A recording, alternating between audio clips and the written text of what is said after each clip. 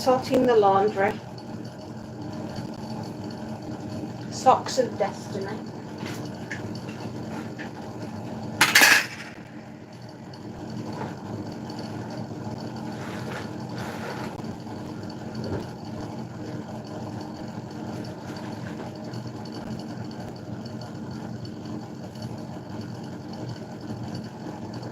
There we are. So yes, I was telling you all about the spooky, scary house that I lived in called Bank End. And believe me, some really seriously weird stuff used to happen within that house. And everything would have been absolutely fine had we not started renovating it. And I think that is what upset the ghost. And when the house had been finished with the renovation and everything else that was happening at the time, everything seemed to settle down for a little while. And then one Christmas, my parents announced to myself and my sister that they were going to get divorced. And it was on the Boxing Day of Christmas 1989. And we were in what was then the dining room. It had previously been the bedroom, but we decided that that's where we were going to have our Christmas dinner, in the dining room. And it was the day after Boxing Day, and we were sat in the same room, and all of a sudden there was this enormous explosion. And when we went into the front room where the china cabinet was, which housed all the china that they got for the wedding present, there was nothing left. It was just a pile of dust and broken crockery, and the whole cabinet had just exploded. And you've never seen so much dust in all your life. Everything had been obliterated. It was destroyed. And there's no heating in that corner. There was no electrics in that corner, because every time we tried to put something like that there, the electrics would burn out. It was freezing cold all the time. And we just, every time you hung a piece of artwork on the wall, it would burn. And there's no heat source in that corner. If you hung decorative plates on the wall, they'd fall off and smash. It was the spookiest house. And oh, hello, another space note.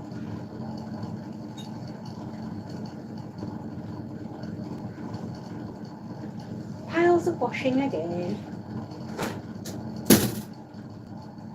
Just setting the studio up for today's broadcast. Oh my goodness, you have been a busy boy. You have been busy. Yeah. I was just telling everyone about the spooky house that I used to live in called Bank End. And it was a cottage, an old weaver's cottage. And honestly, the day that my parents decided that they were going to tell us, which was the Boxing Day of 1989, that they were getting a divorce, and the china cabinet just exploded. There was nothing left of the china. Every single piece had been destroyed. It was phenomenal.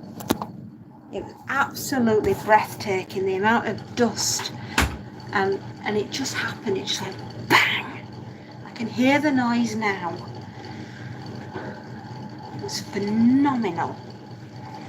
And there was a dark stain I've told you about this dark stain that was on the wall, and no matter how many times you painted over it, it'd never disappear. It was so scary. And the footsteps in the corridor late at night.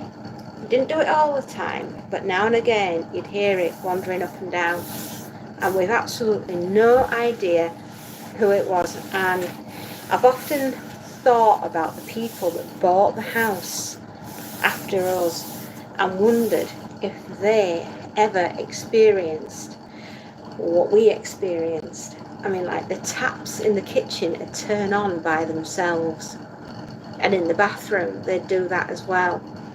Hello, Frankie. Oh, I'm fine. We just got a really bad signal today, so I kind of hope this is working. I've been trying to tell everyone about the spooky house that I used to live in when I was a little girl. Oh, yes, absolutely fine. The plans for today, I'm getting some laundry on, because that's what I always seem to end up doing, is laundry, because I'm the laundry fairy. I'm also doing a tip run. I'm going out to see some clients. Yeah, pretty much an ordinary Sunday. Yeah, pretty boring. Pretty boring. There we are. That's the washer on. So yeah, it was a very interesting house. It was a very old weaver's cottage, and it was beautiful, absolutely stunning to look at. Really luscious, big gardens, the whole lot. It just so happens that we had an entity that was living within the house at the same time as us. You know, like the taps that turn on in the kitchen and the bathroom, and we wouldn't do it. I am British. I am very British. Oh, thank you so much, my darling. Oh, thank you. Oh, that's so sweet of you. So, yes, everyone, this is the really spooky house that I grew up in. Oh, you're British too. Oh, lovely, darling. Oh, well, I hope you'll be a frequent flyer and a proper resident to drop in and say hello.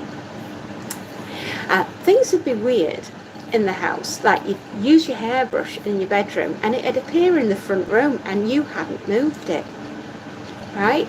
Every time we hung a piece of artwork in the corner of that room, it would burn. If we hung a plate on the wall, because my mum liked to put decorative plates up, they'd fall off and smash. Oh, hello, Seth.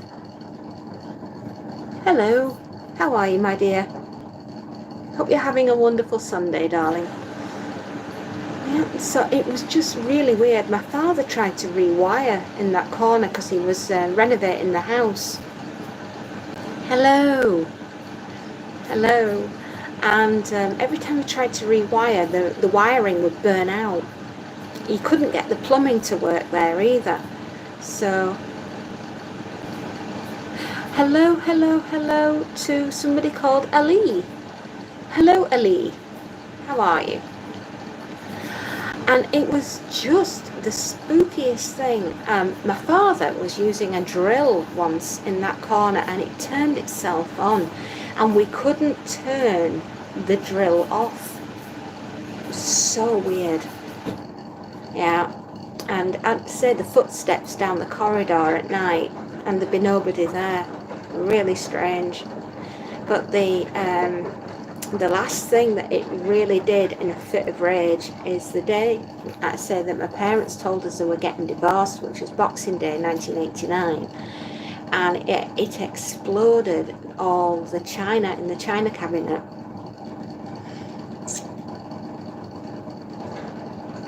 Yes, I did. Yeah, it was incredibly weird and incredibly creepy. And I've often wondered, the people that bought the house from us, if they ever experienced spooky things that went on, and I just wondered if they'd have anything like what we'd had. It was very, very strange. Oh, Remy, she's your dog? Oh, well, hello, little baby Remy, and I hope that you have a lovely day. Oh, I love dogs and cats. I'm an absolute sucker for them. I really am. Rescue dogs are the best, and cats.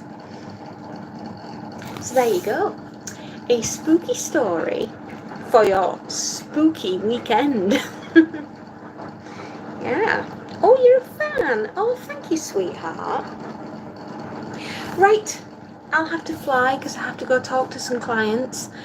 But I hope you enjoyed the spooky story, or one of my spooky stories, of the house that I grew up in. And if you'd like to hear some more stories about my very scary, spooky house, drop me a line in the comments, and I'll think of another one to tell you. Take care. Bye bye, darlings.